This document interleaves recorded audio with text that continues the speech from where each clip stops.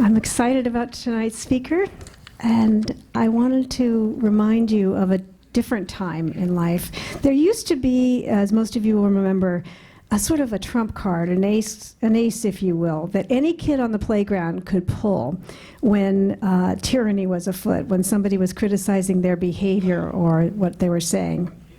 It's a free country. Kids used to declare, do you remember that? It's a free country, right? It's a free country. We were part of a collective civil agreement. We all understood that. We didn't believe it, we knew it. So an abrupt loss or a taking or a surrendering of our freedoms, depending on your perspective, would have sounded absolutely preposterous. But so did many things that we have encountered and are still encountering. Not being able to buy soap at a mom and pop store down the street, a local retailer, but having to go to a big box store. Being ticketed for fishing in a private pond without a mask that was designed as a surgical shield or a splash shield. Deciding if or which experimental drugs you would take into your body, or that the Department of Homeland Security may consider you a terrorist for not agreeing with the government narrative which could sow discord, undermine public trust in U.S. government, undermine public trust in U.S. government institutions. You cannot say things that undermine trust in government institutions. Is that incredible irony? I mean, that's blows my mind. So could there actually be a serious campaign by a small group of powerful people to ensure that you own nothing, eat insects, and have no functional privacy? Is there really a plan to mastermind every aspect of our life? This used to sound like something only with people with aluminum hats on their heads would say or believe. But yesterday's conspiracy theory, as they say, is today's reality. Russia, Russia, Russia. Oops, right? Deborah Birx now says, oh, we knew the vaccines wouldn't work. Oops, our bad. 6 feet of social distancing actually didn't have any science behind it. Oops, oops, oops. A couple of years ago, AOC said the world was going to end in 12 years. It seems Klaus Schwab has his eyes set openly on 2030. Edward Bernays, considered the father of public relations, wrote in 1929 this about propaganda. He said, "The conscious and intelligent manipulation of organized habits and opinions of the masses is an important element in a democratic society. Those who manipulate the unseen mechanism of society constitute an invisible government, which is the true ruling power of our country." This is in 1929. So was the abrupt and unprecedented loss of liberty we endured a great preview of the Great Reset? Marc Morano would argue yes. Marc is a former senior staff member of the Senate Environment and Public Works Committee. He currently serves as the executive director and chief correspondent for CFACT's award-winning ClimateDepot.com, a news and information service he founded in 2009. He's the author of several books, including Green Fraud, Why the Green New Deal is Even Worse Than You Think.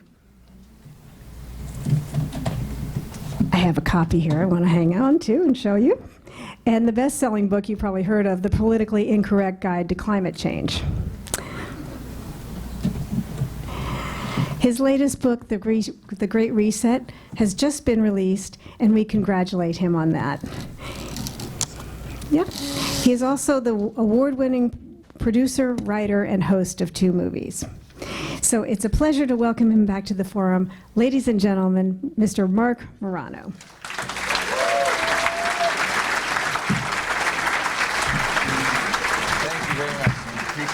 Thank you so much. Let me just. Thank you very much. I spoke here last in May of 2019, and it seems the whole world has gone crazy since then. I mean, I gave a speech then. My book was The Politically Incorrect Guide to Climate Change, and this was pre-pandemic, probably a year before actually 1 year before all the lockdowns hit. And it's just unbelievable, just first of all, how much things have changed in the climate world and how much things have changed in the political world and public health world. So I actually had a book called Green Fraud in between, which came out in 2021, sorry. And that book had 2 chapters in it about COVID and COVID climate and this thing called the World Economic Forum. And I actually went to the publisher and said, you know, the 2 chapters in that book that I dealt with on COVID, energy lockdowns, and COVID, and all this global agenda to essentially centralize the responses to these crises, that would make a whole book. And that's what you see right in front of you is the Great Reset. So we're going to talk about what this is. I'm going to try to make this entertaining, fun if possible, because there's no reason to get upset about this in the sense that it's not a hopeless situation, but COVID has advanced this agenda incredibly. But I love this group. I love speaking out here. Thank you again, Jane, because you guys get it. And I heard the school board members who are running here. In my book, I have a whole parts about the school board, the most closest level of political, the low level of activism closest to the people, literally turned states. It's where the fire of liberty was shot in fighting back against the COVID lockdown tyranny.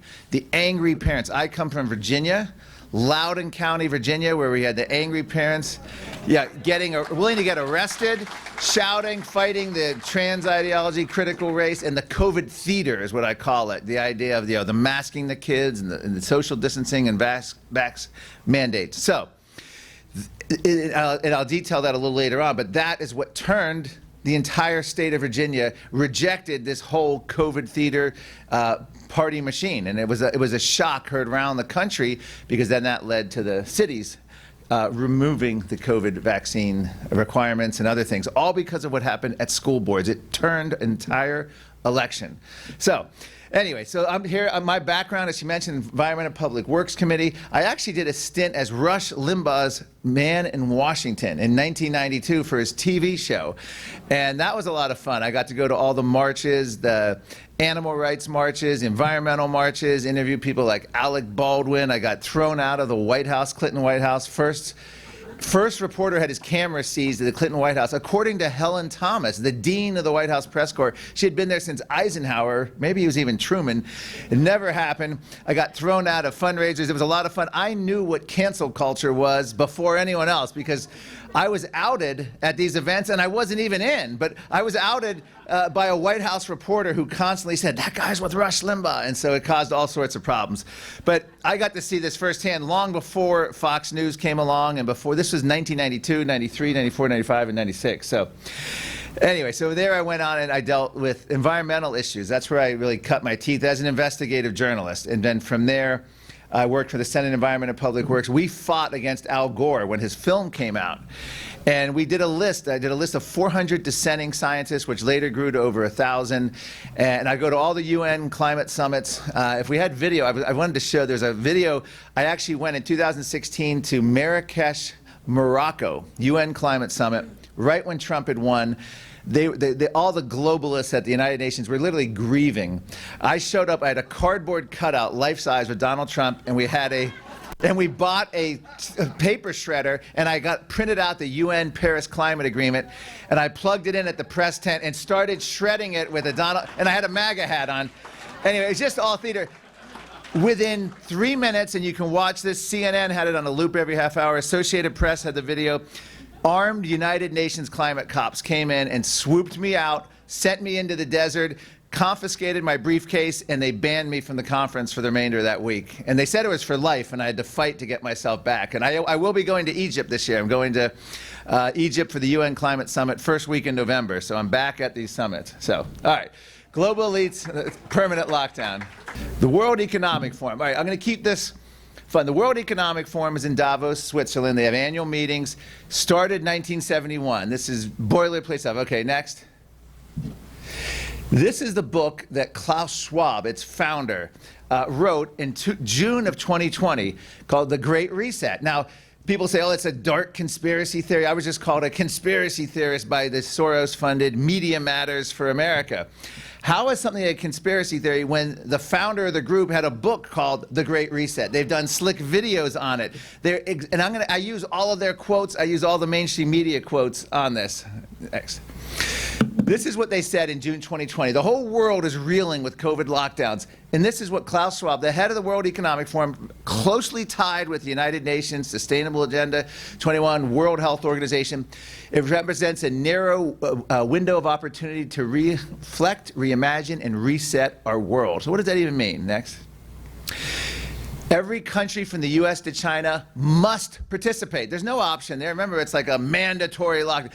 Every industry must be transformed. Notice he said oil, gas, and tech. We need a great reset of capitalism. Next. And that's some of the globalists. You'll see Greta Thunberg is one of their favorites. Even Vladimir Putin, if you go back to the early days, back in the 90s, he went through their program. I'll get to that a little bit. You see Al Gore, John Kerry, Prince Charles, all the heads of Fortune 500, academia, the media, celebrities, the royal family. Next. And the slogan is, these were videos that they actually produced, slick videos, and they ended up pulling these videos because they got so much, they said the quiet part out loud, which they wish they weren't supposed to do. You can see the logo, World Economic Forum. You'll own nothing and you'll be happy. Next.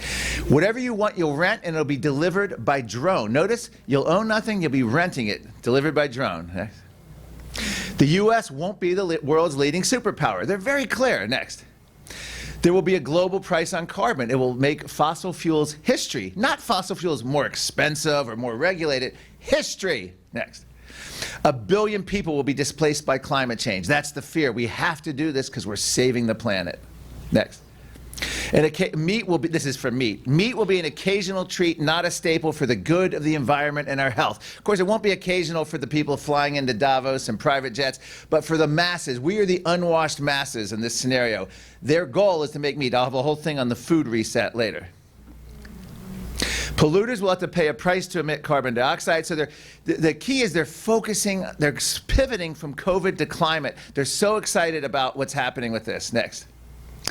The Great Reset. The world must act jointly and swiftly to revamp all aspects of our society, economies, from education, social contract, and working conditions.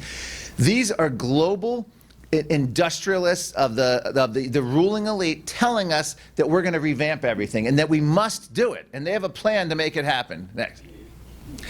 There is no construction without destruction. That's a famous word from Chairman Mao of China, now deceased. But the idea here is, in order to reset, build back better, you have to essentially collapse the current system. Next.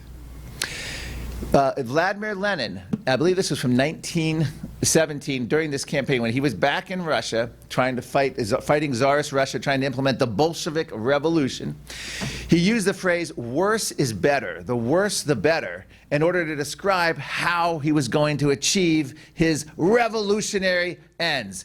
And the idea here is collapse the current system, create chaos, make it as miserable as possible, because then you can sweep in with your solutions and your vision. So the Great Reset is here. This is sort of my outline I want to talk about. We're seeing a new normal being imposed. The First Amendment, free speech rights, and our currency are being collapsed by government and corporate collusion. We're seeing it right now. I'll get into what central digital currency. I'm going to get into how they're literally any free speech censorship, big tech censorship is government censorship. Current energy system is being intentionally collapsed. Our transportation system is being intentionally collapsed. Your freedom of movement being chipped away. Our ability to own property, home, auto, and being intentionally collapsed. Our high-yield agriculture is being intentionally collapsed as they're going after high-yield fertilizer. They're going after nitrogen in the Netherlands and Sri Lanka and Europe and Canada and Australia, coming to the U.S. Our ability to choose to eat meat is being banned to create demand for insects and this lab-grown fake meat. Now, there's two kinds of fake meat. There is the vegetable oil processed, like Beyond Burger. You can go to Burger King and get. And then there's kind of what Bill Gates is pushing. It's called synthetic meat. And this is done, and apparently it's real meat. They get the stem cells from a real live animal. They culture it in a lab. and it grows, but it's not really an animal. It's like a mutant blob that grows, and there's even bone structure, and then they harvest the meat from that. So you don't need the animal, you just need their stem cells. This is what they're going to be pushing as well. So I just thought I'd throw that in. So that's what's coming. Okay, so the pandemic, this is Justin Trudeau. World leaders jumped like just onto this immediately.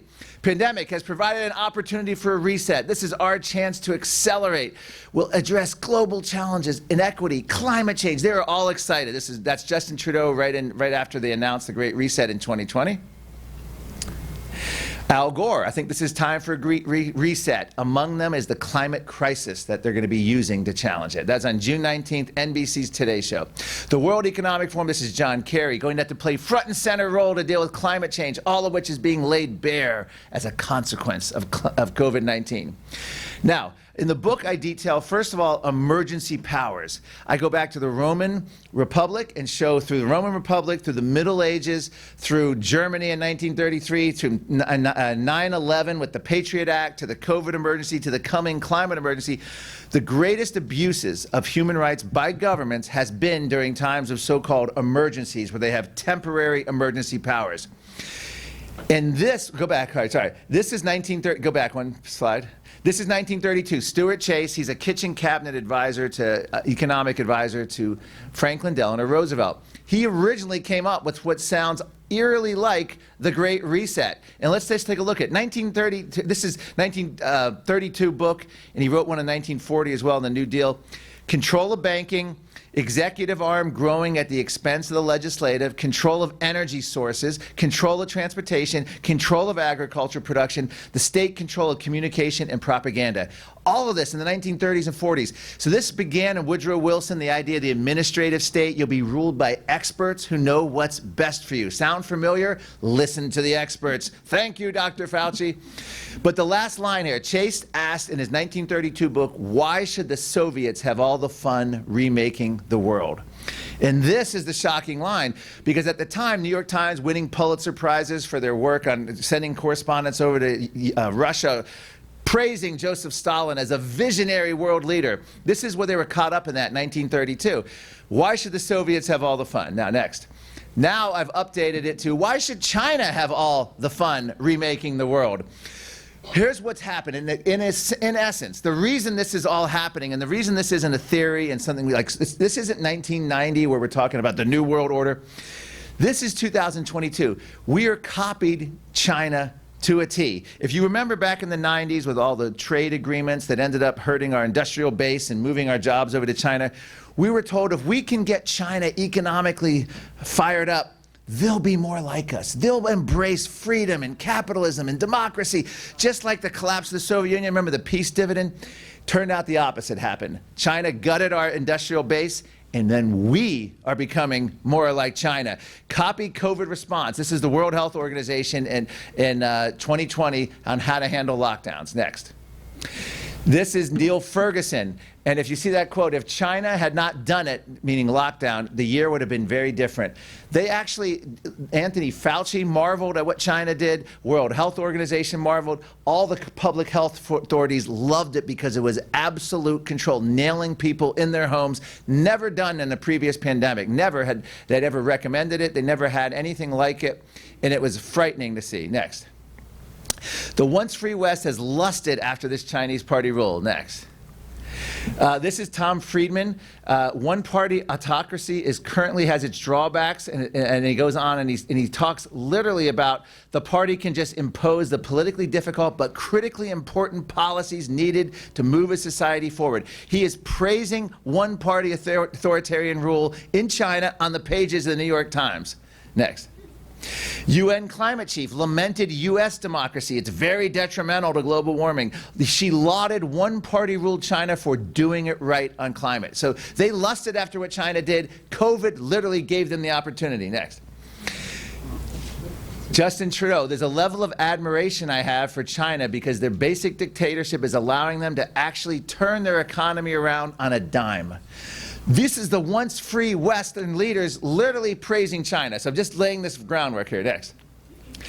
The permanent state of fear. So in the book, I quote German economic professor, the lockdown have brought a foretaste of what is to come, a permanent state of fear, strict behavioral control, massive loss of jobs, growing dependence on the state. So when you're looking at the Green New Deal and you think, oh my gosh, why do they like this? It's causing energy shortages, it's causing chaos, we can't drive cars, we can't drive. That's not an unintended design. That's the intended consequences. The same thing with lockdowns. Remember, the worse, the better. Vladimir Lenin's slogan in Tsarist Russia. Next. The real coup. In less than 12 months, they closed businesses, forced us to wear muzzles, kept us from our families, killed off sports, burned down cities, forcibly seized power, shut down our speech, and they accused us of the coup. Next. So the lockdowns. I have a whole chapter in the book using all the science on the lockdowns, and they are the most ineffective things you could ever imagine. Sweden led the way, countries like Belarus led the way, Brazil to a lesser extent. In the US, we had South Dakota, Georgia, Florida leading the way. Most important governor by far was Ron DeSantis, and I write that in the book. You know, Georgia's governor did a good job too, but I couldn't even recognize Georgia's governor if I saw a picture of him. But you know Ron DeSantis because Ron DeSantis invited in top epidemiologists. He invited in all the public health who was opposed to this, from people like Scott Atlas, Nobel Prize winning public health officials, and he challenged it head on. He went against the public health consensus, he went against the media, and he did it with press conferences, he did it with press briefings. He showed all the other weak Republican governors how it's done. Without a Ron DeSantis in Florida, we would have had much, much longer lockdowns, particularly in the red states. So next. The science lost, and this, I love this quote. This is John Ioannidis, I hope I say his name, Ioannidis expressing his opposition. There was a clash between two schools of thought, authoritarian public health versus science, and science lost. China won, and the Great Reset won. That's what's so important about this. So next. Klaus Schwab, I did have a video on this, but he's on video saying this. We penetrate the cabinets. He's like a James Bond villain. He's kind of like Blofeld, if you ever watched the old Sean Connery. He literally is. I mean, it's almost like it's a comic book character, but he plays the role very well, and he's very proud of it. We penetrate the cabinets. He talks about the president, Prime Minister Trudeau, Argentina. Half of Trudeau's cabinet, or even more, are actually young global leaders. And if you think about the Netherlands, their Prime Minister, Ruud, who's presiding over the collapse of their agriculture, trying to close almost 12,000 mom-and-pop family-run farms, he's a protege of the World Economic Forum. So this is some of the world leaders. We're very proud of how we penetrate the cabinets. And this is just a little sampling of some of the world leaders around the globe. And the next one is this is Justin Trudeau's Canadian cabinet and members of the Liberal Party, actually, in Canada. They really do penetrate the cabinets. And it's not just that they're going after kids too. They've actually got themselves next. They've actually infiltrated themselves in Sesame Street. They did a whole podcast, a whole article on this, interview, singing for kids, the Great Reset podcast. I write about this in the book. They're going after kids. They want kids to know this phrase, the Great Reset, because it means woke ideology. It's pro everything that you can find in any college campus, all the wokeism. That's what they want. And so they actually go after the kids on this. It's really incredible. They know what they're doing. It's your tried and true methods. Next. That's you, that's the science, and that's politics. This is what we've gone through. This was a psychological operation, what happened with COVID. Next. So the LA mayor, this is what I love. You guys remember this. When he met Magic Johnson, Mayor Garcetti, he took off his mask when he didn't have a mask, but he held his breath when he met Magic Johnson. And he literally defended this. This was in the mainstream media. He actually, go back. This is actually all over the place. I was watching a Leave It to Beaver, and he had chicken pox. This is like season 3 of Leave It to Beaver. And his brother Wally wanted to go up and see him, and they go, no, you can't go. This is before the vaccine. And he said, you can't go up there because we don't want you getting it too. And he's like, it's okay. I'll just go in the room and I'll hold my breath. And everyone laughed. They had the laugh track come on. But Mayor Garcetti apparently thinks that's the science. He held his breath to do it. That's one of the absurd things. Go ahead, next. The same narrative for the past decade. The whole point of lockdowns was to slow the spread. We now know from Deborah Birx's book that they lied to Donald Trump about the 15 days to slow the spread. Literally, she admitted it in explicit language. This just came out about 2 months ago, that they knew that they weren't telling the truth, but they wanted to buy time, and they duped Donald Trump into this. But if you look back, and I go back 2012 here, these are all the arguments back during the flu season about how hospitals were overrun. I mean, this was the idea of these emergency rooms. They have very tight capacity to begin with, but all they did was tweak the flu narrative to make it a catastrophic one for the COVID narrative to justify that 2 weeks, all based on scary predictions that in most places never happened. Obviously, it did in some places. They may have been overrun, but as a thing overall, that was the justification. Turned out not to be true. It had a long history of the same rhetoric. Next. The biggest, they have a whole chapter on the wealth transfer of the Great Reset. We lost $3.7 trillion in earnings during the pandemic. Billionaires got richer by 3.9. So you see that there's a 3.7 to 3.9. The billionaires did very well. Next. In fact, one was created every 30 seconds. Your own governor bragged about how the state of California was doing great because they had more billionaires than any place in the country, and that all the billionaires he knew were doing great. Their private jet business, so he couldn't imagine why anyone was complaining about lockdowns. It was a huge boon to his friends. Next. That's an idea of the coronavirus deaths, and then you look at underneath it. You guys know this. I think you had Robert Malone here last month, and this is such an important part, though, because the lockdowns were part psychological operation, part social conditioning to get us to accept limitations for future or get to what's coming. Next. I call it this is a medical authoritarianism. Next. Lab coats run the world. Soft-spoken epidemiologists, white lab coats playing with numbers. They literally decided to cause panic during COVID-19, plunged into the grandest experiments of authoritarian paternalism.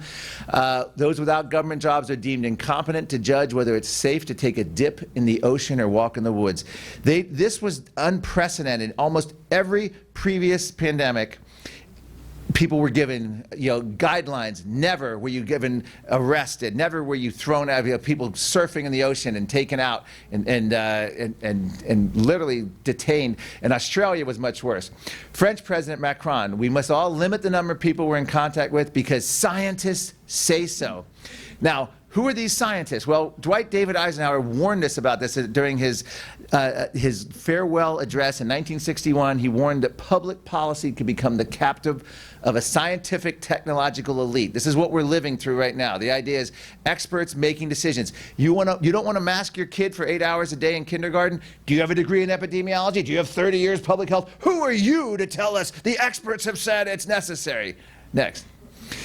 He talks about how we must be alert to the danger that public policy becomes a captive of the scientific technological elite. So the idea is a government grant equals what you're going to study. And if you study something contrary to what the politics want, you're not going to have a career. And I saw all this in the climate debate long before the COVID debate. Go ahead.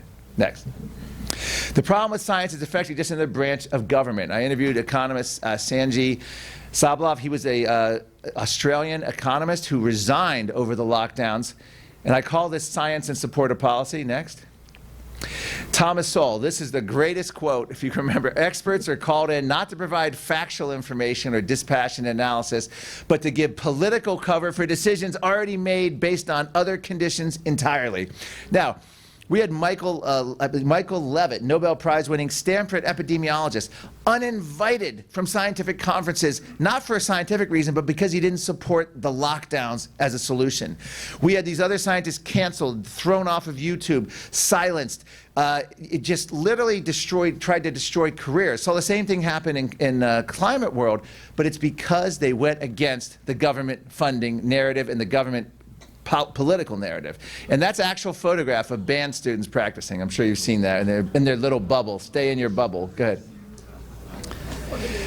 South Australian authorities use any force necessary. Now, Australia had one of the most authoritarian responses next to China and next to New Zealand and Canada. But I think Australia won it because they had the quarantine camps, track and trace apps. If you were near anyone that had COVID, you had to be put in a camp against your will. And of course, if you tried to organize a protest, police would come to your house. Even if you posted something on social media, they would come to your house. Next. Dr. Jay Bhattacharya, this is what's happening right now in California. I'm sure you guys are aware of this, the medical misinformation crusade.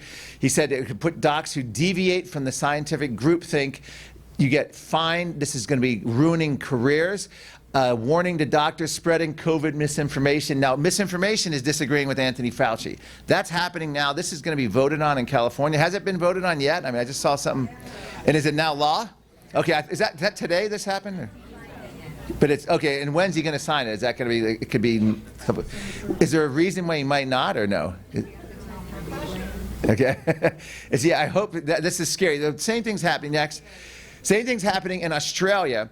They're being warned to follow public health messages, and they're warned against authoring papers that contradict public health messaging. Now, if you're a medical researcher and you come up with data that's contrary, they're not welcoming it because it's against the narrative. They actually believe that it's more important to keep a consistent message to the public and not allow any data contrary. Exact same thing happened for decades in the climate debate. That's why they got rid of the medieval warm period. Well, right now they're trying to get rid of the 1930s record heat waves. They had to get rid of it because it ruins the narrative.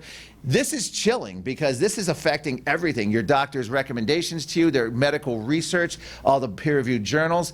They know where the money is. They know what they're allowed to say and what they're not. So it's the crushing of science. Next. So who does Bill Gates like? I just showed you what Australia's doing. Bill Gates, who's the second largest funder of the World Health Organization behind the United States government, the Gates Foundation. If every country does what Australia did, we could prevent the next pandemic. So all we have to do is have helicopters and militarized police taking people from the beach, putting them in forced quarantine, shutting them down, not allowing dissent. This is Bill Gates' vision of a utopian COVID response, is what Australia did. Next. And of course, this is, Bill Gates has spent up to $300 million buying media. I have a lot of fun in the book showing how interviewed by Judy Woodruff, PBS, on ABC News. Openly, he pays them for his coverage. Have you ever seen a hostile interview with Bill Gates? There isn't one. You can't find it because he would never allow it. These are, every time he sits down, it's an infomercial for reporters that he's bought and paid for, and I detail where all the money goes in the book. Next. The new normal. Next. So welcome to 2030. This is World Economic Forum again, that contributor. I own nothing, have no privacy, and life has never been better. Next. CDC, this is the Vice magazine, tracked millions of phones to see if Americans followed COVID lockdown orders. Now these are documents they had to force out of the CDC. They had no authority to do it. This is how it begins, the track and trace. They used the fear of COVID. Keep in mind, for decades they tried to scare us on climate. Just couldn't work. They gave up on adults. That's why they recruited all the kids, and that's why the whole Sunshine Movement, all these kids have been. This is what we're dealing with. So they tracked us down. Keep going. And now they have all these track and trace apps. A lot of these are people that come from Al Gore's universe. They've done climate work. They're getting involved in the COVID issue. Users have their blood screened and approved COVID pass laboratory. This is according to World Economic Forum. Next. Well, monitoring access to concerts, conferences, pilgrimage. This is happening much further along in Canada, but of course they tried it in every state. I think you guys, does any cities in California still have the vax passports or demands, or has it all been lifted? Everyone's free, yeah, lifted. Okay, next. Anti-vaxxer. You may be an anti-vaxxer now, according to the dictionary. The updated definition is anyone who opposes vaccine mandates. You're now an anti-vaxxer. It used to be people who didn't trust vaccines at all and didn't want them, but now if you don't support a government authoritarian mandate, hey, you're an anti-vaxxer. That's the latest dictionary, Merriam-Webster. Next. This is Canadian Prime Minister. At the end of this, he's ranting about unvaccinated people, and he says, as a country, to make a choice, do we tolerate these people? He's asking openly, how do we tolerate these vermin? Next. Bill Maher, on his show, loves Justin Trudeau. I mean, Justin Trudeau, I thought he was a cool guy. Then I started to read what he said. It's like, tolerate the unvaccinated? Now you do sound like Hitler. This is Bill Maher on his HBO show. So this is a positive moment. I have a whole chapter devoted to the politically left progressives and liberals coming over because of COVID, being red-pilled, everyone from Naomi Wolf, former Clinton Gore advisor, to Russell Brand, the Hollywood socialist actor who's now just one of the most eloquent speakers on the Great Reset. Jimmy Dore, who was the Young Turks, who's fantastic, going off about the Great Reset. Glenn Greenwald, and a whole host of other people. It's one of my favorite chapters in the book because all of these liberals are now joining with conservatives. Robert F. Kennedy Jr. Has come incredibly, and we're building alliances now because it's no longer left-right, it's freedom versus tyranny. Next. So we must start planning for a permanent pandemic. Remember I told you about the emergency powers going back to the Roman Republic. They don't want to give it. We're still under a COVID emergency. Joe Biden keeps extending the COVID emergency indefinitely. He keeps pushing it. I think we're into next March right now. And of course, governors and states can do the same thing. And I'll get to it, but he's now, according to the Associated Press, setting a climate declaration of emergency, which is going to give 130 new powers. We'll get to that in a little minute. Next. Scottish government trying to make emergency powers permanent. This is all over the world. It's politicians drunk on power. So the Great Reset, in part, is as old as power politics itself. They don't want to give up this power. This is an interesting point. Previous totalitarian regimes had barbed wire fences, secret police. Now they don't need those anymore in order to impose tyranny. New technologies. There was an MMA fighter who came awry of cancel culture, had his website canceled, social media apps, his Gmail taken away. They can just I guess the word is unperson you at a moment's notice and make you have no influence. This is what they've done and this is what they are doing. And I'll get to it in a minute, but this whole have with the Freedom of Information coming out, the Biden administration sending a list of names, get rid of these people on social media. Yes, they're all gone. Who's next? Get rid of this website. On it. This is now, we're watching the naked collusion between government and big tech, and you still have many libertarians, conservatives inside the Beltway. These are private companies. They can do whatever they want. You have to, mind-blowing. So we still have to get people on that believe in liberty on our side on this. Next. To learn who rules over you, simply find out who you are not allowed to criticize. Let's see, Justin Trudeau, Anthony Fauci, all right, go ahead. Klaus Schwab, we must build an entirely new foundation for our economic, social system. A Great Reset ensures shared goals such as equality and sustainability. So it's all their definition and you have no say in how they define that. Next. Slovenia, drivers must prevent COVID certificate in order to refuel their cars. Next. Chase Bank canceled the credit cards of Trump National Security Advisor Sean Flynn because they didn't like his politics. Now, there was a huge outcry. They ended up giving it back. But this is now corporate government. They don't want to run a rye of cancel culture. So these corporations run scared. Next. Bank of England. This is creepy as hell. The Bank of England tells their ministers that they're intervening on digital currency programming. Now, it actually says in this that the government will determine how much money you can spend and what you can spend it on, and the government has to deem what you're buying sensible. So if you want to buy a gun, if you want to buy tobacco, alcohol, maybe potato chips, whatever it is, it may not be sensible that day, that month, that hour, depending on who's in power. Someone else in the book, and the analysis likened it to food stamps. So you get food stamps and you can only use them in certain conditions for certain foods at certain places. That's how they want to make our money. Think about that. That's one of the ultimate human controls. Next. So this is not very far from happening. It really isn't. We saw this happen with Canadian, the Freedom Convoy in Canada. They were blocked from their access to their own money. People who made them donuts and coffee literally had their money cut off. And they even went further. The chief of police in Ottawa was talking about going after family members, spouses, and this has happened in other societies, but none that we would call free societies. Next. Card declined. I love this. Delete your hate speech before your card works. Don't laugh. This is reality. This is actually happening, with rapid ease, and especially if this digital currency. Earlier this year, I think it was March or April, Joe Biden had an executive order on a central bank digital currency establishment in the United States, which is, again, programmable money. World Economic Forum is extremely behind this. It is a great way to control the public through how they can use money, and you don't need gulags in order to impose tyranny. Next. So this is a hybrid. Vivek Ramaswamy, who I think is fantastic. It is not big government, it's a hybrid. We spent 40 years defending it from the front door of the country, defending capitalism, but didn't realize we were invaded to the back door through fascism and through basically the Chinese social credit system. This is where we are right now as a world and a country. Next.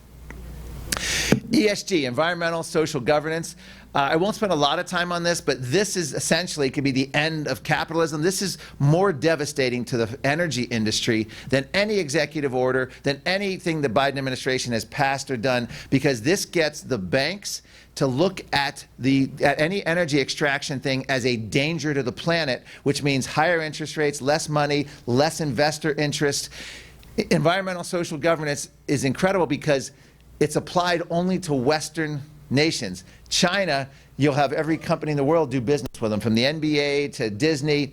No ESG is found, no human rights records considered, no environmental record. They're building a coal plant a week. China is exempt, everyone else isn't. Next.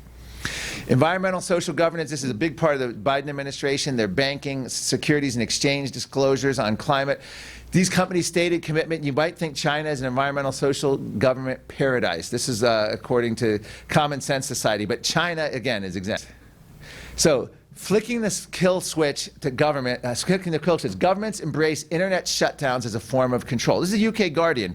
In the book, I detailed 2010, 2017, 2019, these dry runs of a COVID pandemic, of a viral pandemic. And in one of them, these are funded by Rockefeller, World Economic Forum, Johns Hopkins University. They openly talk about shutting down the internet in all the countries in order to stop misinformation. They were poised and ready to use COVID as a reset of the way we communicate. And it's been unbelievable since March of 2020 how much we've lost free speech in our country. And it just keeps coming, this internet, this flicking the kill switch. Frightening, because it's about control. Next. This is news from this past week or 2 weeks ago. Documents reveal collusion between CDC, big tech during the pandemic. I mean, you can read, this didn't make my book because this just happened, but these emails, it's just unbelievable. Literally high level talking directly to the Biden administration, and they're just like, we're on it, we're taking these names off. What else do you want? How else can we help you? FBI meeting with Facebook, whether it's political campaigns, it's incredible. This is complete a violation of First Amendment. There's no way around it. And the real problem here isn't the people pushing it, it's things like the Cato Institute in Washington and other groups who just think these are private companies, we can't get involved. And I'm telling you, coming from the Washington area, that's what you hear over and over of people who speak sensibly on every other issue, but when it comes to this, they have like a blind spot. Right? And I believe now we have to be like Teddy Roosevelt. I think it's time to break up the big tech monopolies. I sound like Bernie Sanders, but I think there's no other way around it at this point. Yes, trust buster. And the ideas are all, this is just different things there. This is exactly what's happening. I'll own your farmlands, I'll shut down your media, I'll shut down your bank account, I'll shut down your social life. This is literally not even a meme. I mean, this is reality. Next. This is the great quote because this is what America used to be. John F. Kennedy, we're not afraid to trust the people with unpleasant facts, foreign ideas, alien philosophies. For a nation that's afraid to let its people judge the truth and falsehood in an open market is a nation afraid of its people. Amen. And we are, our government is terrified of us right now. There's no other way around it. He would be in my chapter on the left. The fourth industrial revolution will affect your very essence of human experience. This is scary stuff too. Next. The first industrial revolution, water, steam. Second, electric power. Third, electronic technology. The fourth is a digital, characterized by a fusion of technologies that blurring the lines between physical, digital, and biological spheres. Next. Klaus Schwab asked Google co-founder Sergey Brin, 2017, you can watch the video, 10 years, we're sitting here, we have implants in our brains, we can immediately feel because you have implants, you can measure with all your brain waves and see how the people react, you think that's imaginable? And of course Brin had nothing but nice things to say, oh sure it's imaginable, this is normal stuff. They had a head of the major pharmaceutical on this past meeting in Davos talking about pills they developed that'll have tracking devices to ensure people's compliance of taking medicine. Again, these are at the Davos conferences in full video, fully released, nothing. They're going for a biomedical security state. This is what they're trying to impose. And And it's building on previous ones. Again, the Patriot Act created the surveillance state against us, and it's been renewed, no Republican opposition. It's not going anywhere. Government can now openly spy on our citizens. Every crisis that we've had has advanced this, and COVID brought it all together with a bow tie for big government and for central planners. Next. COVID climate reset connection. Okay. MIT scientist Richard Lindzen, it's hard to imagine, this is 2009, he's talking about carbon dioxide. Hard to imagine a better leverage point of carbon dioxide than to consume control over a society. It's essential to breathing. If you demonize it, you gain control of everything. So there's a fundamental attractiveness to bureaucratic mentality. So 2009, you can't imagine, hard to imagine a better leverage point than going after human breath. We inhale oxygen, exhale carbon dioxide. Well, they imagined it. Next. Next. COVID was the flu d'etat. Climate scared no one.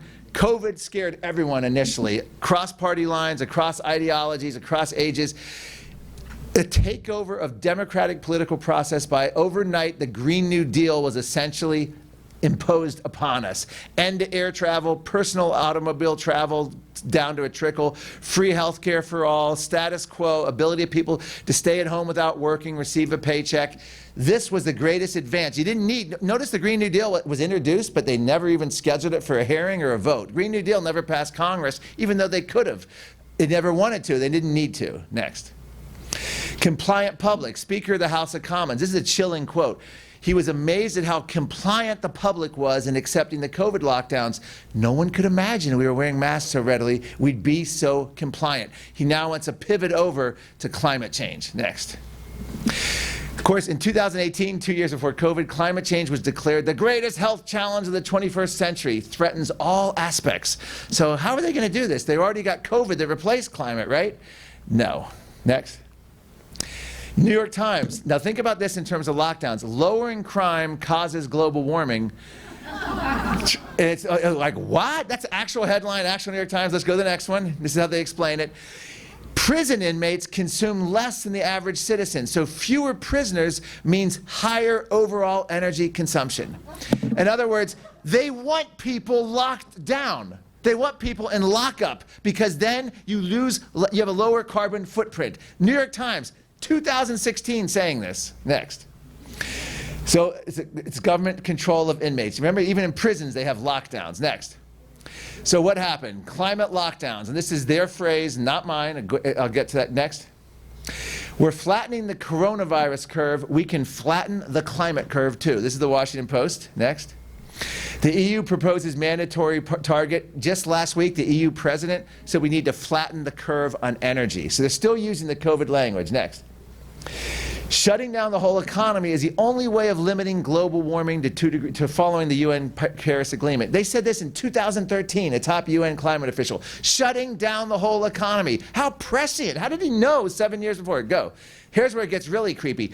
November 2019, the UN demanded a 7% annual cut in carbon dioxide just 6 months before COVID lockdowns began. 2019, November, we need 7% cut. Actual headlines. Next. Presto, by December 2020, the UN got exactly what it called for. Actual headline, emissions fall 7% because of COVID lockdowns. They called for it. They asked for it, it happened, they got it. Next. And now what do they want? Oh my gosh, now they demand lockdown-like emissions. This is actual headline, UK Guardian. Global lockdown every 2 years to meet Paris climate goals. That's a study. This is what's happening in academia, our peer-reviewed journals, and our corporate media. This is it. We need it every 2 years. At least they're not saying every year. They're giving you a year reprieve of lockdown. Next. Could COVID lockdown have helped save the planet? This is corporate media, all excited how great the lockdowns were, nature returned, the skies were clear. It's just all about this nonsense. And meanwhile, there's two things. Our emissions as humans dropped that 7%, but in the atmosphere, didn't notice one bit. There was no change in carbon dioxide in the atmosphere at all, which is a separate issue, but go ahead. Next. Net zero, this is the goals of Europe. This is what's happening throughout the US, Europe. It's like a lockdown, but it's kind of permanent. It doesn't end, because there's no way you could ever solve the climate crisis. It's an endless crisis. Next. Let me speed up here. Okay. This is the Gates Soros-funded professor, Mariana Mazzucato. Look at what she proposed in September of 2020. She used the phrase lockdown. Under a climate lockdown, governments would limit private vehicle use, ban consumption of red meat, impose extreme energy saving measures. Fossil fuel companies have to stop drilling. We must overhaul economic structures, do capitalism differently. Pretty much every one of those is happening right now. That's why I say the Great Reset isn't theoretical. We're living through it. They're imposing it right now. Next. I don't want you to be hopeful. I want you to panic. Why? Because when you panic, you can't make rational, calm, thought-out decisions with a normal democratic base. You just have to have emergency powers and do something because you're panicking. And that she's saying this at the World Economic Forum. Next. Senator Schumer urging Biden to declare national climate emergency. Next.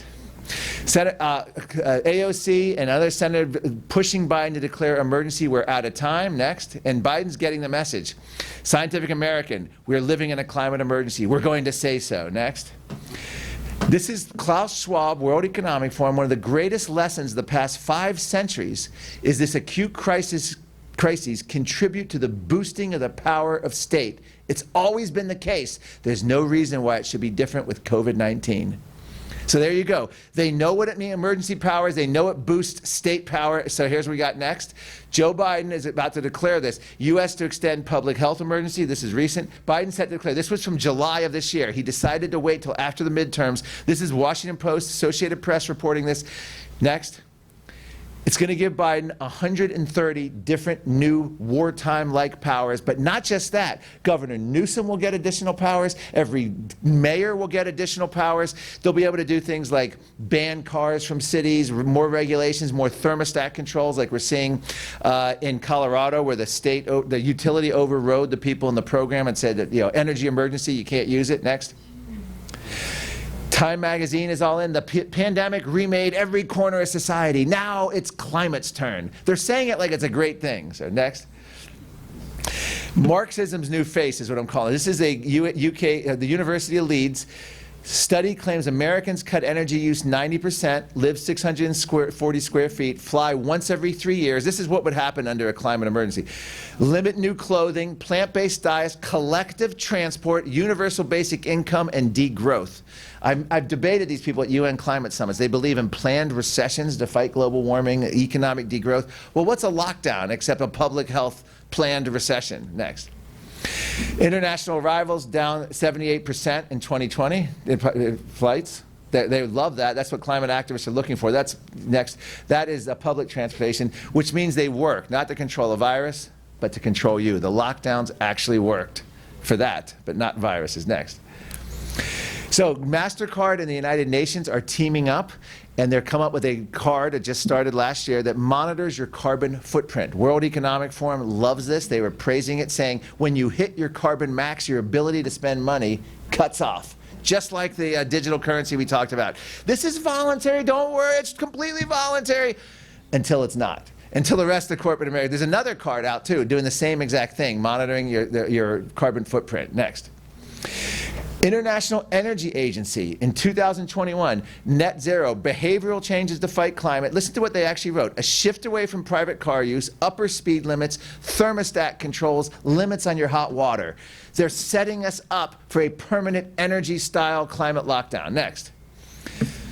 This is UK Fund report, absolute zero. Stop flying, no new roads, airport closures, stop eating beef, stop doing anything that causes emissions. The next one is chilling, regulate carbon dioxide similar to asbestos. These are all pulled directly from the report.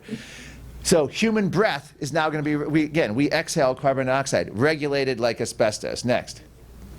Your CO2 breath is killing people. 3 Americans create enough carbon dioxide to kill 1 person. Every 4,400 metric tons of CO2 produced globally, someone will die. So they're weaponizing our breath. So remember, you're sitting here breathing out carbon dioxide. You're killing people in Africa right now. This isn't peer-reviewed studies. You can't argue with science. This is science. Next. Journal Nature, COVID lockdowns are key to begin personal carbon allowances. Restrictions on individuals that were unthinkable only a year have now prepared to accept tracking and limitations to achieve a safer climate. The most premier scientific journal. These are not, I'm not citing Greenpeace blogs. These are the mainstream scientific journals of our day. Next. Climate lockdowns. British Medical Journal calls for meat dairy hikes to fight climate change. Meat consumption in North America must fall 79%. They didn't get 80, so we're not quite at 80, but only 79. Substantially fewer journeys by car. British Medical Journal, not the World Wildlife Fund or Friends of the Earth. British Medical Journal. Next. 230 medical journals, the most prestigious, urged climate lockdown. Greatest threat to public health is climate change. Declare COVID-19 response to be template for a climate response. Do you see where this is headed? I'll spell it out. Here we go. Next. Anthony Fauci, and this is September or August of 2020. COVID-19 is due to extreme backlashes from nature. He wrote this in the journal Cell, a scientific peer-reviewed journal. It will require changes in human behavior, radical changes, rebuilding infrastructure of human existence. No one really paid attention to this, but Anthony Fauci did this paper in a cell biology journal. This is frightening stuff. Next. You'll own nothing and you'll be happy. Just reminding you, that's their slogan. Next, the World Economic Forum. China's buying up American farms. The current trend is leading toward the creation of a Chinese-owned agricultural land monopoly. This is reported in Politico, by the way. Again, this isn't, I'm not citing some obscure blog or anything like that, but I got good news. Everyone likes competition. We were talking about breaking up big tech. China has competition. We don't have to worry about a Chinese land monopoly. Next. Because Bill Gates has beat China. Yeah, good homegrown American. No one's applauding. All right. NBC News reported in 2021 that Bill Gates is now America's largest single farmland owner. Young farmers are going up against billionaire investors. Who can compete with someone like Bill Gates?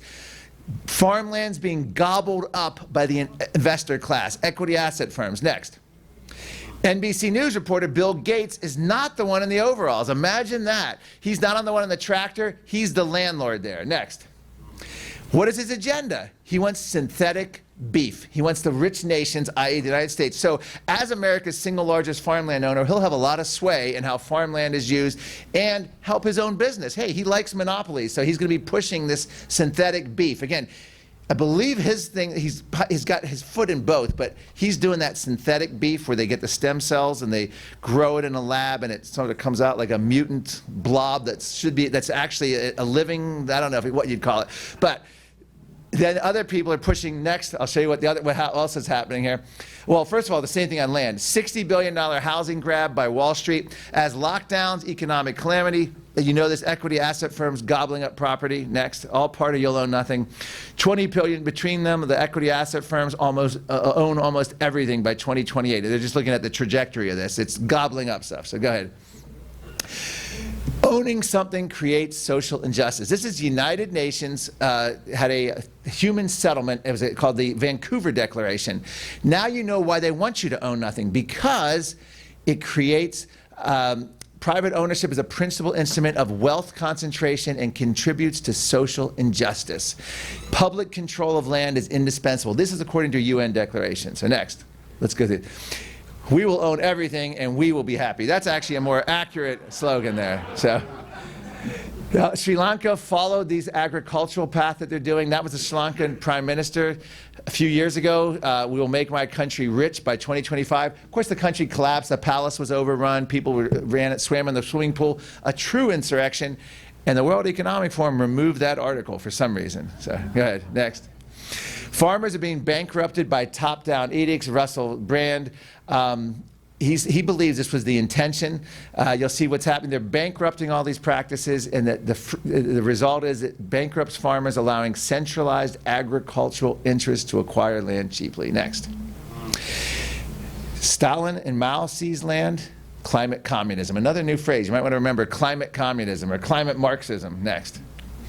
World Economic Forum encouraging people to drink reclaimed sewage, eating weeds. Bill Gates has a picture of him drinking water made from sewage treatment water. It's just the idea that they don't want you spoiling our environment. We'll use everything from labs and recreate it. Next. Great Reset, World Economic Forum promoting fake meat from a printer. Machines can print up to 6 kilograms of meat an hour. You put in the vegetable oil goo and it comes out with fiber, the texture. They're going to have it perfected. Hey, what's for dinner tonight? I'm printing it now. World Economic Forum, they really are pushing insect eating. Yeah, we might want you to eat insects soon. Next. Yeah. Drink up. Cockroach milk is a protein drink you didn't know you've been missing. Next.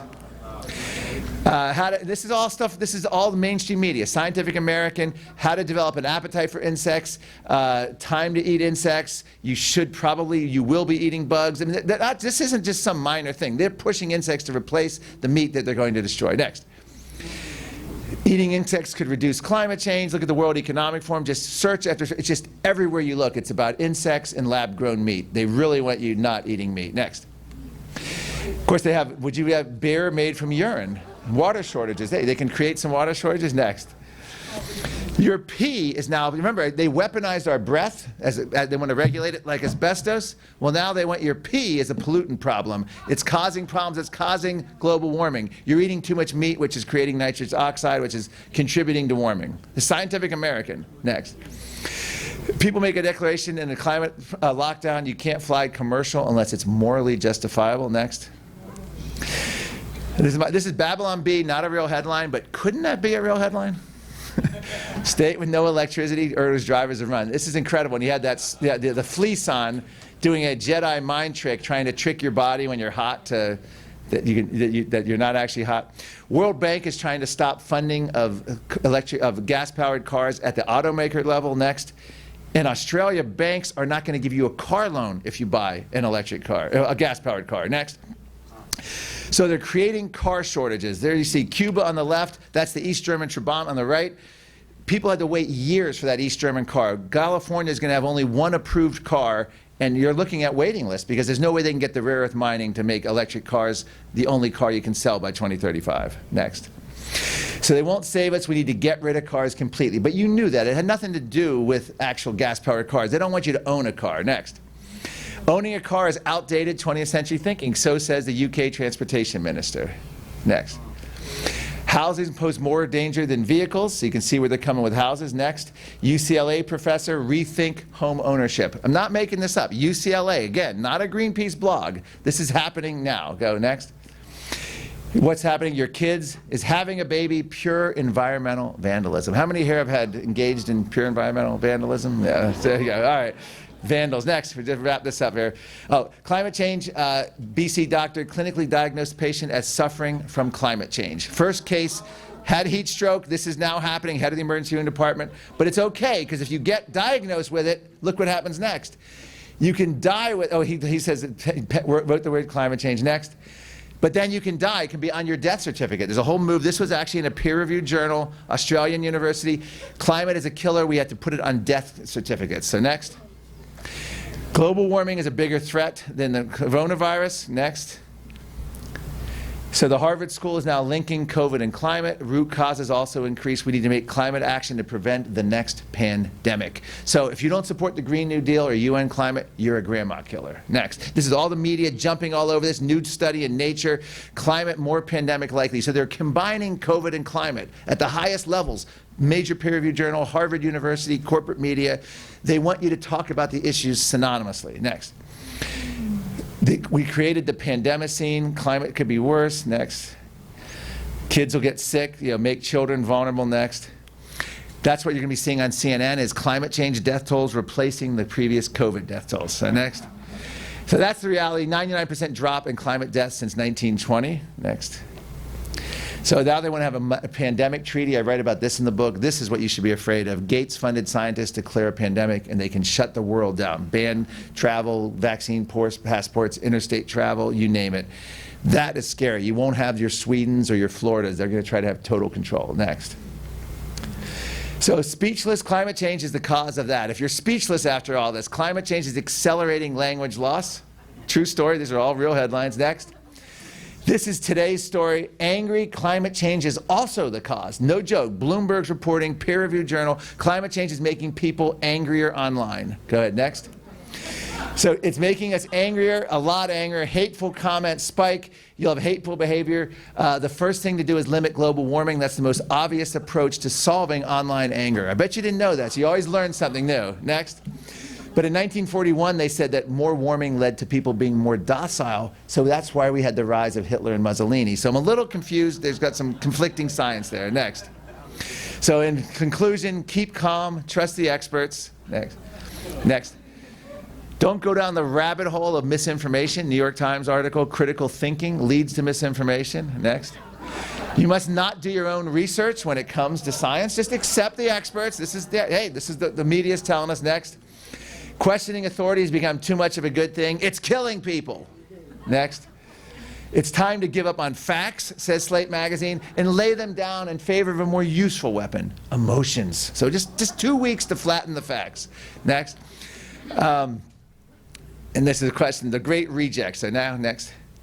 If at any time you wondered if what you have comforted or rebelled against the consensus at any point in the last century, I think you now know where you stand. So thank God for the parents who stood up at the school boards. Thank God for all the dissenters and the people who just would not accept the new normal. Next. Next. Next. Okay. I love that one too. Just not just one person. Said 7 billion people. Next. And I love this. Be this guy. That's an actual picture from a Nazi rally, and the one guy not giving the salute. Okay, next. New York Times stunned voters, and this is in the book about the focus groups after the parent rebellion at the school board level led to Virginia and New Jersey, Virginia toppling and New Jersey almost toppling. The science changed overnight. They lifted the vaccine passports and mask mandates in all the liberal cities. Next. This is it's a dropping indoor mask mandates, easing COVID rules. Next. Tear down the tyranny. I always say East Germany didn't tear down the Berlin Wall because Russia said, East Germany government didn't say 40 years of Soviet rule is enough. The Berlin Wall came down because people no longer gave their consent to tyranny. And that's how we have to do it here. Next. And that's a great quote from Milton Friedman. We are in the exception of human history. Free societies through most of history, we're the rare exception in the last 150 years. Next. The great resist, the great reject. Let's get those words out there instead of the great reset. Thank you. And that's where we are now. So thank you very much. I went a little long, but I appreciate it. I'm happy to take any questions that you have. Thank you. All right.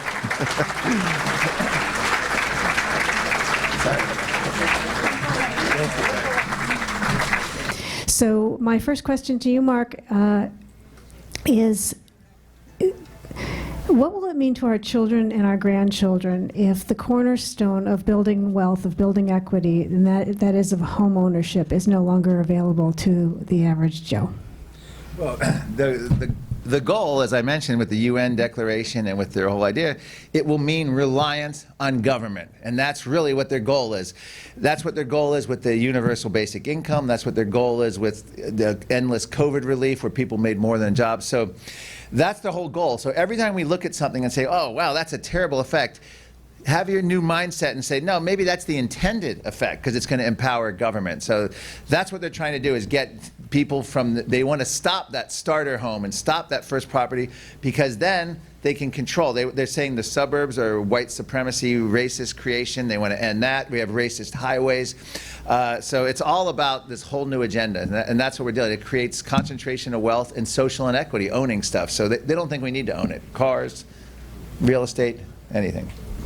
Okay, so first question from our audience is, are China and Russia working together with the World Economic Forum? Good question. Putin seemed to be much closer back in the 90s. Putin it's an interesting question because Putin doesn't follow the climate agenda. Putin doesn't really, he doesn't seem to follow a lot of the woke agenda, anything like that. But what's interesting is since the war in Ukraine, China and Russia has now aligned itself much more closely. We've sort of forced it because of our sanctions with closer ties to China, which is a bad thing. But I would say that Russia at this point is gone rogue. They're not really following the World Economic Forum and the United Nations at all. They're building up their energy. Same thing with China. I mean, China is doing everything they can to increase their economy and fossil fuel use. So both China and Russia are rogue regimes according to the World Economic, although they love China. China says all the right things and China does it, but in terms of China's actions, they're not following it. Could you comment on whether you think the 87,000 new IRS employees that we're going to hire fit into this Great Reset? Yeah, I think the 87,000, this is unprecedented. It's the biggest expansion, I think, in our lifetimes of anything on this level.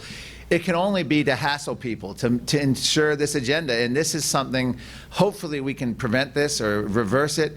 But yeah, this is going to be weaponizing tax audits. We saw this when Obama was president. All the conservative groups got hit with this. The thing about the left and progressives like that and people, globalists, they just look at the government as their tool to do anything they want, and they can justify it any way they want, and it takes years to stop them. One of the examples I gave is how long it took to stop the mask mandate on airlines and trains and buses. It took 2 years for one Trump-appointed judge to put an end to that. But they got 2 years out of a completely illegal order to do that. So who knows what the IRS is going to be able to do, but be afraid, be very afraid, because the IRS is the one agency you don't want to have that kind of power, but that's coming. Okay, a couple of questions about the monetary system. How is the Great Reset supposed to affect our monetary system if this goes the way that Klaus Schwab would like it to? And what would it mean if the world did not use the dollar as a petrodollar? Yeah, I addressed that in the book as well. Yeah, that's the petrodollar is the standard dollar, the standard for the world to use to buy oil. It's what keeps the dollar strong. Ron Paul and others are worried that if this goes over to China or a European system, that would collapse our currency. One of the things they're doing in addition to that, the great resetters one is modern monetary theory, where the idea is not just deficit spending, but massive deficit spending, where you bankrupt a country, cripple it, and you basically don't need to pass spending bills anymore because you can just sort of find the money by printing more money. And so they want that economic collapse and chaos, because then it just requires more regulations, more government intervention, more guaranteed income, more dependence. Any kind of chaos is good at this point. And it's also everything I just said, from collapsing all the systems. They're looking to nationalize energy, just like in 1932, I showed you the book, nationalize energy, nationalize food, nationalize transportation, because they'll say the markets have failed. It won't be this government totally nationalizing it, but it'll be a corporate government collusion, a hybrid this time. Okay.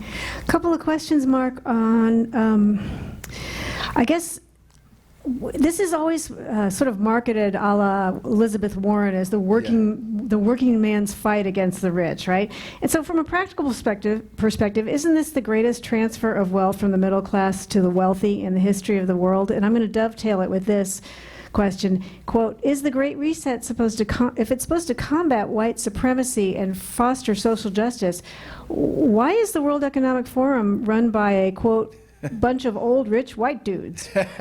That's a great question. Well, it's the same thing. If climate change means we can't travel or fly commercial planes, why are the people demanding it up in private jets, living in seaside mansions? There's always that hypocrisy. You're absolutely right. I mean, and even the environmental movement has gone full identity politics, but they've even gone, they're now accusing Leonardo DiCaprio of being a white savior complex for his environmental films. And they're a very white, wealthy, sort of upper middle class movement, but that we find that all over the place. It's the activists, they're imposing this ideology, but yet they themselves don't follow it, don't represent it, and they won't have anything to do with it in their personal lives. When Bill Gates was pushing the lockdowns longer, he was the same week he was doing this in January of 2021, he literally was bidding on the world's largest private jet transport company for he and pals at Davos and all that to fly. I mean, they have no intention of being affected by any of these regulations that they impose. Okay, let's talk about ESG for a minute. There's always interest in ESG. Would you explain that? But I'll dovetail that with another comment, which is fascist. It seems like it's a very fun word to say. You see college students spitting it out regularly. Yes. They seem to be separated from a dictionary. But anyway, isn't ESG essentially just that, a partnership with the ruling party to destroy capitalism? And isn't that using Americans' money to control Americans? Yes, and I go in great detail in the book about that. Environment and social government, it sounds like a wonkish, boring thing, and in the way they've designed it, it is. But all you really need to know about it is they've taken profit considerations out of business, and essentially you have to follow the social, racial, transgender, political ideology of, for lack of a better word, wokeism, in order to have your company get a high ESG score. By definition, Sri Lanka had one of the highest ESG scores in the world at like 97, and then it collapsed because of their organic mandates on agriculture. The U.S. is like 56 or something like that. ExxonMobil gets a higher ESG score than Elon Musk, and he called the whole thing a scam. But essentially, ESG is going to be a way to bankrupt any industry they don't like. Guns, energy, meat. They can just say it's bad for the planet, therefore we can't fund it. So it's a way to put their social considerations into the banking industry. And John Kerry can go around and get climate pledges. It's total corporate government collusion. BlackRock CEO Larry Fink has said we use coercion in order to make these policy changes. So if a company doesn't go along with it, and you're looking for investors, you're toast. That's what all these equity asset firms, which have, if you combine them, they're bigger than the U.S. economy. They can pick winners and losers at the corporate level, which is why you have such corporate intimidation. They all go along with it. Okay. One of our audience members wants to know about the EPA's authority because to mandate carbon emissions. Wasn't it recently restricted by the Supreme Court? And are there any other rules that are being now rescinded, or is it business as usual with this administration? Well, it's still business as usual. That was an important decision. In 2007, Supreme Court, they ruled that carbon dioxide, what we exhale, could be regulated under the Clean Air Act, even though it was never mentioned in the original Clean Air Act from 1990. But they basically the Supreme Court ruled that. And then there was basically, the Obama administration then implemented that. They didn't need any vote. They could just use the EPA to start regulating industry. Then the Supreme Court took a review of it and went back up, and it got reversed. Well, the problem now is this Build Back Better, Joe Manchin, Inflation Reduction Act, inserted really strange language in the bill, which legal experts are debating, where they basically started to imply that climate, they put in language to make it so climate could be regulated under the Clean Air Act again and not need a vote of Congress. So we'll see. They could just end up doing it like they have, and then they've shown the willingness to just ignore Supreme Court rulings before and other federal court rulings.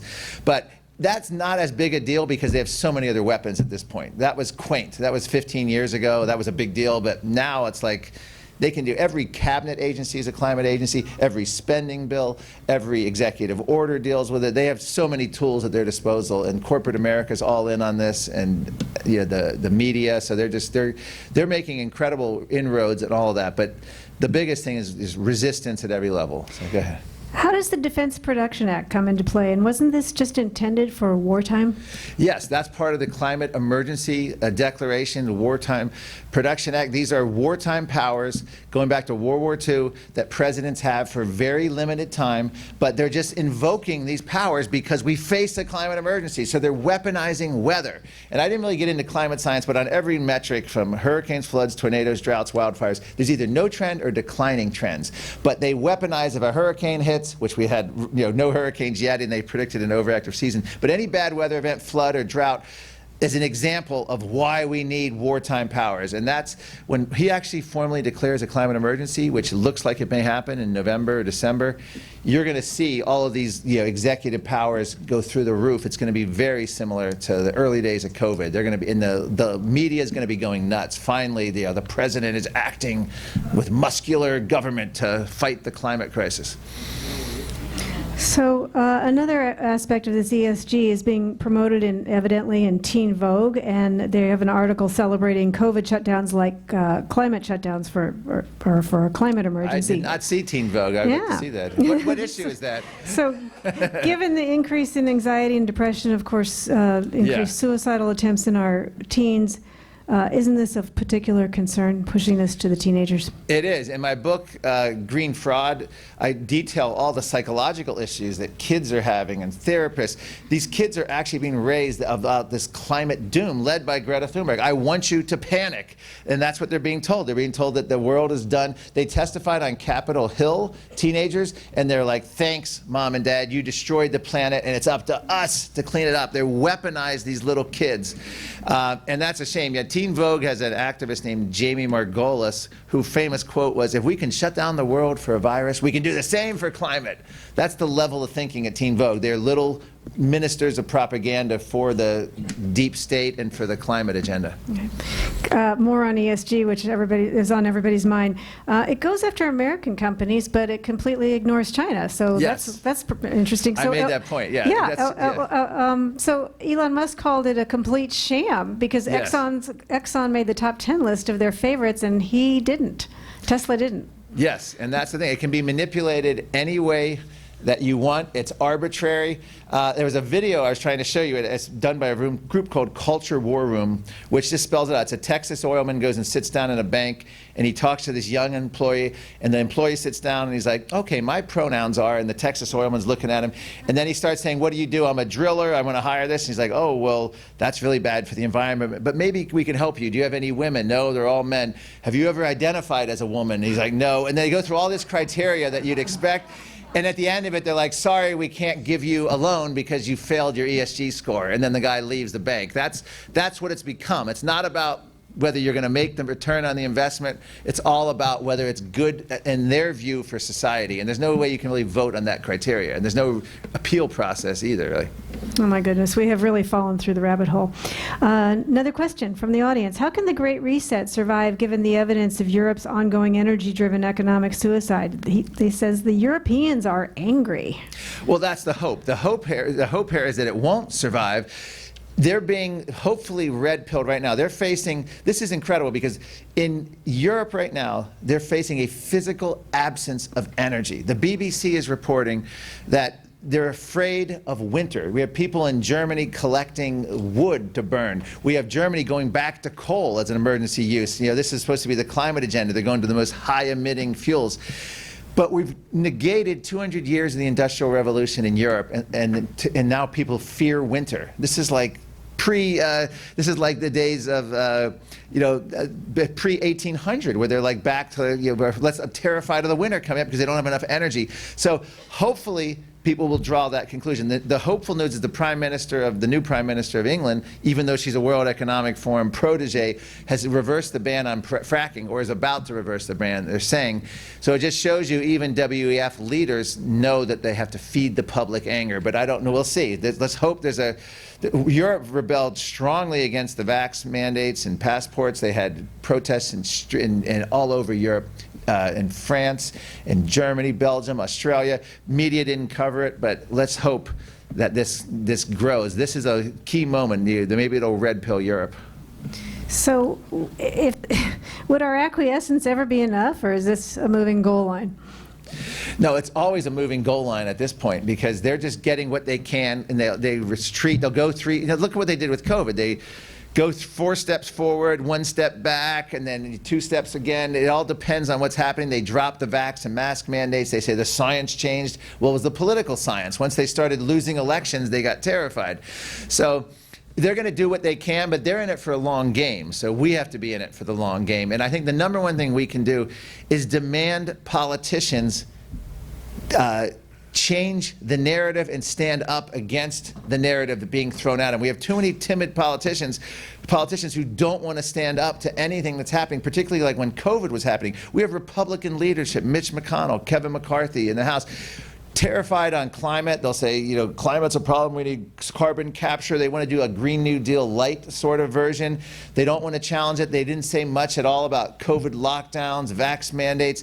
So we need leaders who are actually going to stand up. We need to openly talk about repealing the emergency declarations. So public health can never do this again. We have to have strict time limits. We have to have strict criteria when you can declare it. Of course, they're about to violate that now with the climate emergency. Joe Biden is, and adding that. But this is something, you can't allow them to make it, we can't allow it, make it easy for them. So at every step, Václav Klaus, the former Czech president, grew up under communism, said you have to defy these rules at every level. That's the way they did it, and they resisted communism. Mark, what do you see for the midterms? Well, they were looking great a while ago. Now it's weird. Gas prices are dropping nationally. Ever since the Supreme Court decision on abortion, it was sort of a political, regardless of the consequence of that, it was a political impact on the whole race. So right now, I still think Republicans are set, but I don't think it's going to be the landslide that you would have thought maybe 2 months ago. But we'll see. Anything's possible because it's about motivation to vote. And I think people have seen, with what's happened since the invasion of Ukraine was the real game changer, and what happened to our energy supply and all the excuses. So I would say I think the Republicans will do well, but I don't think it'll be the historic win, but I do think it'll be a win. And then the question is, will they squander it, or can we count on them to actually do things? Yeah. Oh boy, there's so much to say about that. Okay, there's a collective groan in the room. All right, so Mark, the question on everybody's mind, and you just spoke to it just a few words ago, but I want to really emphasize this. We want to know, obviously, everybody in this room there are tons of questions. What can we do? Is it too late? Can you get really specific of what the great reject, and I hope everybody gets a t-shirt and a button tomorrow so that word starts popping up, resist and reject. What would it look like on the ground, Mark?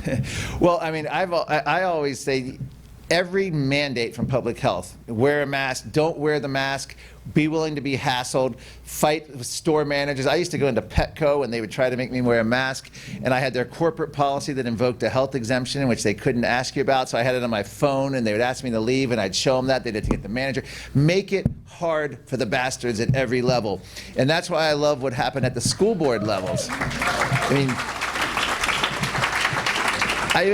even people who work for a job where if you're not getting the vaccine and you look like you might lose your job, and I know people who are ready to retire, I say, well, don't just walk out, fight it. Make them fill out every form, make their life miserable, resist, defy them. I always think if you're going somewhere, you wear a button that says, I didn't get vaccinated, I didn't support lockdowns. I mean, you got to change the narrative, because the way they work, the whole corporate board, the reason the left hated corporations 50 years ago is they didn't control them. Now, every corporate board cowers by woke activists. And that is through social intimidation, chiefly. So the biggest thing is we need to reverse the intimidation. We have to make it untenable to lock us down, to scare us over climate, and to throw woke ideology at us on every level. So that's the bottom line. But, and school board level, that's the biggest fight. Start there and you can fight up. So thank you. All right, thank you very much. Appreciate it. Make it untenable at every level. Marc Morano. Thank you very much. Right? Thank you so much for being here. Yeah, appreciate it. It's a great crowd. I'd be happy to sign any books. Thank you.